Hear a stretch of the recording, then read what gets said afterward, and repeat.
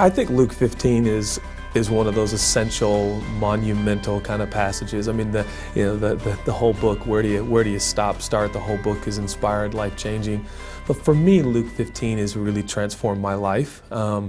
It's there. Obviously, we have these three beautiful stories, parables that Jesus tells. But I kind of got lost over a process of time that these actually were there because people were complaining that Jesus was hanging out with such lowlives, bad people, crooks, criminals. And so these three parables are his explanation, really. This is God saying, this is why I've come to the earth in skin and bone, and I have befriended bad people.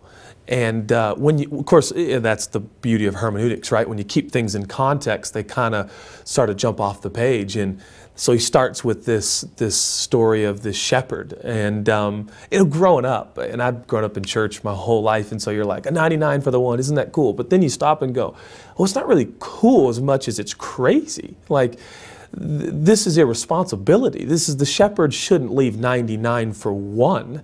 And we have no record that the shepherd in Jesus' story takes care or ensures that the 99 are safe. Like, he risks the 99 for the one.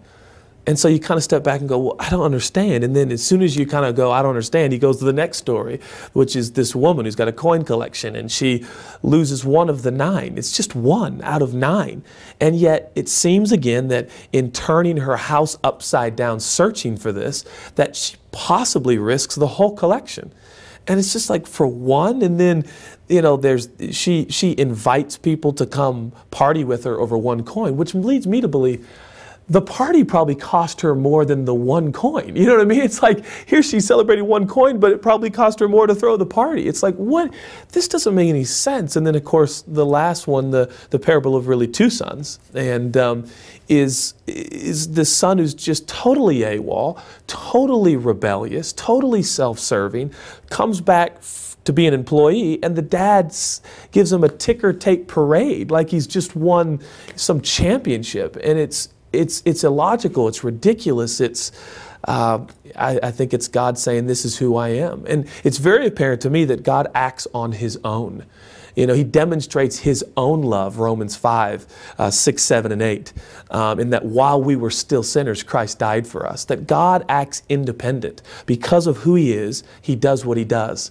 And oftentimes, because he loves us, even in our pathetic state, God moves towards us of his own accord and of his own initiative.